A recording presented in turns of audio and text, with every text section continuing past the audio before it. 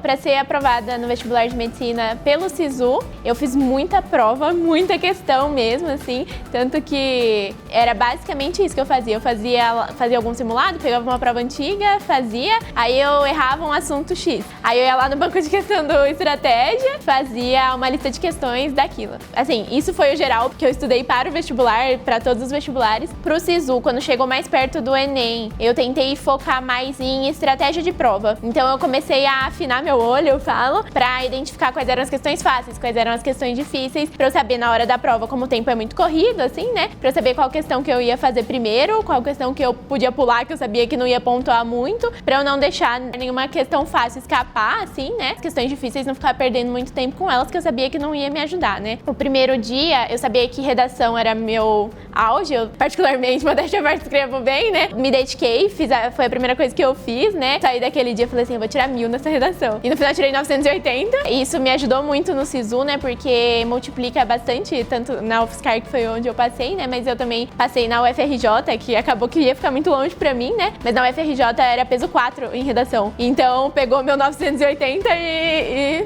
elevou minha nota lá pra cima, assim, né? E no segundo dia também, principalmente, eu falo que matemática é uma que a gente tem que aprender mesmo o olhar, assim, né? Às vezes compensava mais eu revisar uma questão fácil pra eu ter certeza que eu não ia perder ela, do que eu tentar fazer uma questão difícil que não ia pontuar muito. Então acho que pro SISU, esse olhar que eu treinei mais perto da prova foi uma das coisas que mais me ajudou, mesmo com um número de acertos às vezes nem tão alto quanto as pessoas em geral, conseguir ter uma nota, uma média favorável para conseguir passar, né? Agora, sobre o vestibular da Unifesp, que é onde eu tô estudando hoje, né? Eu acabei não indo pra UFSCar. Eles pegam a nota bruta do Enem, né? Então, a quantidade de acertos. E também tem a prova de alternativa e redação e a prova dissertativa, né? O que eu fiz também foi fazer muitas provas da Unifesp. Acho que 3, 4 semanas.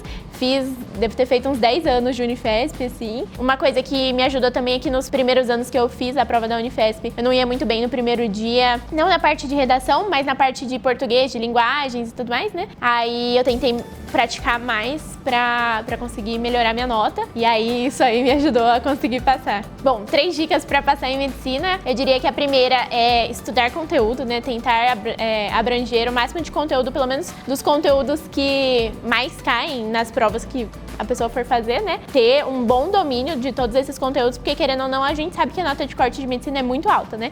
Então, ter um domínio bom dos conteúdos não precisa. Eu sempre falo que ninguém sabe tudo e as pessoas não devem se preocupar, buscar isso, porque de fato ninguém sabe tudo. Não importa quem seja, quantos anos de cursinho tenha, mas tem que ter um mínimo de conhecimento. Então, acho que a primeira coisa seria reconhecer que fase você está. Então, quanto de conhecimento você tem, para começar a identificar onde você tem que suprir suas necessidades. Primeiro, identifique em que fase você está, né? Se você não sabe nada ainda, tá começando agora do zero, ou se você, não, já sei bastante, já fiz não sei quantos anos de cursinho, agora vou tentar mais um ano. Aí eu acho que isso é importante, fazer essa autoavaliação, assim, né, pra conseguir não perder tempo, eu diria. Eu sempre falo que tempo e energia são recursos limitados na nossa vida, né? Faça muita prova antiga, faça muita questão. É ótimo a gente assistir a aula e tudo mais, mas é um estudo um pouco passivo, assim, né? E a prova é ativa, né? A prova, ela vai chegar pra você te perguntando de um conteúdo e você não vai ter ali um resuminho, você não vai ter ali um mapa mental, não vai ter uma aula, né? Então, o que vai fazer você gravar na sua mente é justamente a quantidade de questões, o tanto que você treinou, praticou aquilo para o seu cérebro conseguir resgatar na mente ali na hora da prova.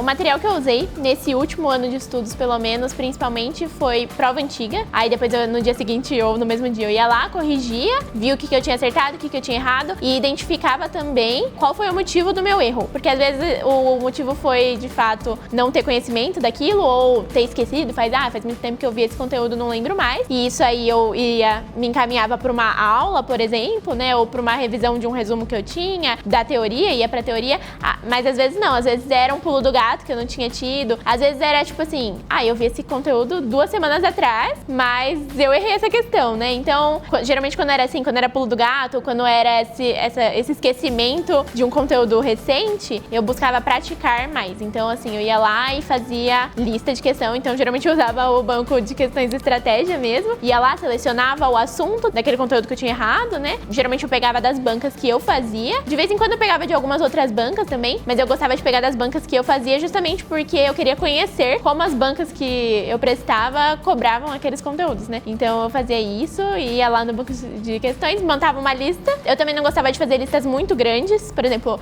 errei botânica. Eu não ia lá e fazia uma lista de 80 exercícios de botânica porque eu achava que era perda de tempo. Chega uma hora que você tem meio que um overlearning ali enquanto você tá fazendo, porque você tá há muito tempo estudando, e aí fica automático, porque as questões são meio que parecidas, assim, né? Então eu tentava fazer uma lista de 15, 20 questões, beleza. Aí dava um tempo, as questões que eu tinha errado, eu também salvava elas pra eu fazer mais pra frente de novo, pra ver se eu tinha gravado aquele conteúdo ou não. Então foi basicamente isso. Eu fazia a prova antiga, simulado, e depois eu ia identificando os meus erros, as minhas lacunas, e ia suprindo, seja com teoria, se fosse necessário, ou com lista de questões pra praticar mais.